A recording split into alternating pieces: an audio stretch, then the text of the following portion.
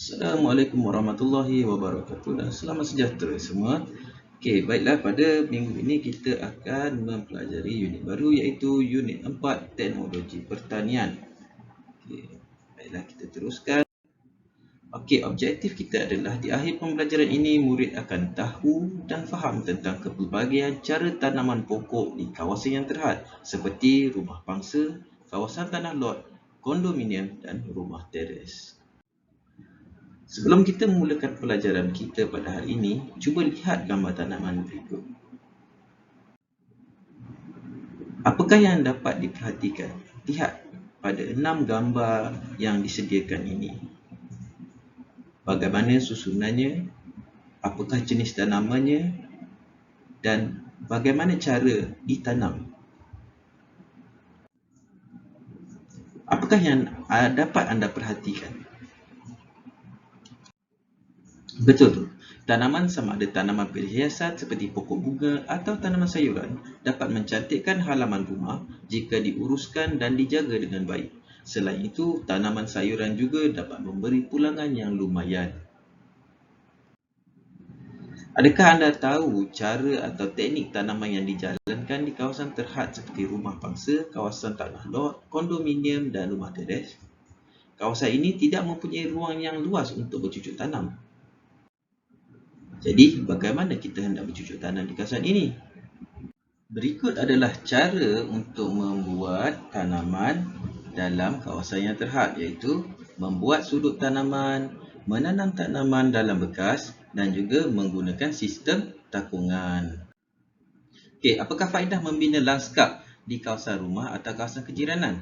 Okey, antaranya adalah mencantikkan kawasan kediaman, menyihatkan tubuh badan, membantu menambahkan pendapatan keluarga dengan menjual hasil tanaman, menceriakan suasana, meningkatkan kesedaran pentingnya flora dan fauna dan juga mengeratkan silaturahim melalui aktiviti bercucuk tanam. Dengan itu, penanaman di kawasan rumah dan kawasan kejiranan dapat mewujudkan suatu suasana yang positif dan menyihatkan. Pertanian bandar. Aktiviti bercucuk tanam bagi menghasilkan tanaman makanan di sekitar rumah yang mempunyai ruang terhad. Ia dijalankan sama ada secara konvensional atau teknologi moden. Ini merupakan contoh ruangan terhad untuk bercucuk tanam, iaitu seperti rumah pangsa, kawasan tanah lot, kondominium, rumah teres. Perbezaan pertanian luar bandar dan pertanian bandar. Pertanian luar bandar dan pertanian bandar. Jika dilihat, pertanian luar bandar mempunyai ditanam di kawasan yang luas, yang mana terdapat kebun ataupun tanah yang luas untuk dijadikan sebagai tapak pertanian. Manakala untuk pertanian bandar, kita tidak mempunyai kawasan yang luas atau tanah yang lapang untuk bercucuk tanam. Jadi, kaedah pertanian bandar lebih kepada kaedah hidroponik mahupun kaedah tanaman dalam bekas. Pelbagai jenis kaedah tanaman. Berikut ialah jenis kaedah tanaman, iaitu seperti hidroponik, fertigasi moden dan konvensional. Okey, baiklah. Hidroponik adalah tanaman yang ditanam yang mana akarnya terendam di dalam air secara amlah. Okey, untuk fertigasi moden pula, fertigasi moden ni lebih menggunakan sistem drip, yang mana tanaman disiram melalui drip. Kalau dilihat daripada gambar, ada saluran paip putih tu, itu merupakan fertigasi moden. Dan konvensional pula merupakan tanaman yang biasa, yang mana kita tanam di atas patas di tanah lapang. Berikut merupakan perbezaan kaedah penanaman konvensional dengan penanaman teknologi moden. Okey, jika dilihat, penanaman secara konvensional ialah penanaman yang dibuat di atas tanah dan kita tanam di atas batas.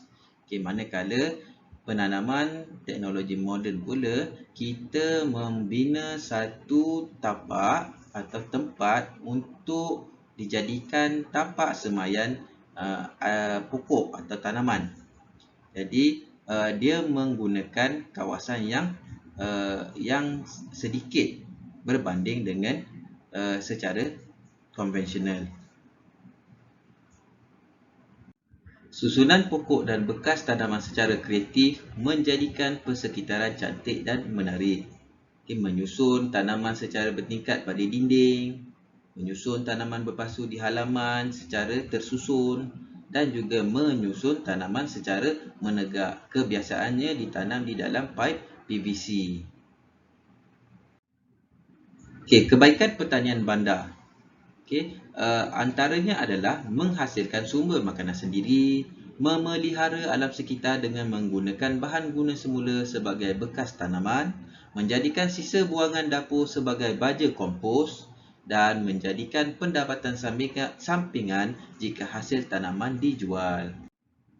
Tahukah anda, baja kompos ialah hasil perebutan sisa makanan, sisa tanaman dan najis ternakan. Kita juga boleh kenali baja kompos ni dengan baja organik. Sayangilah alam sekitar kita. Jadikan kawasan persekitaran kita sentiasa bersih dan hijau. Setakat ini saja daripada saya. Sekian, terima kasih.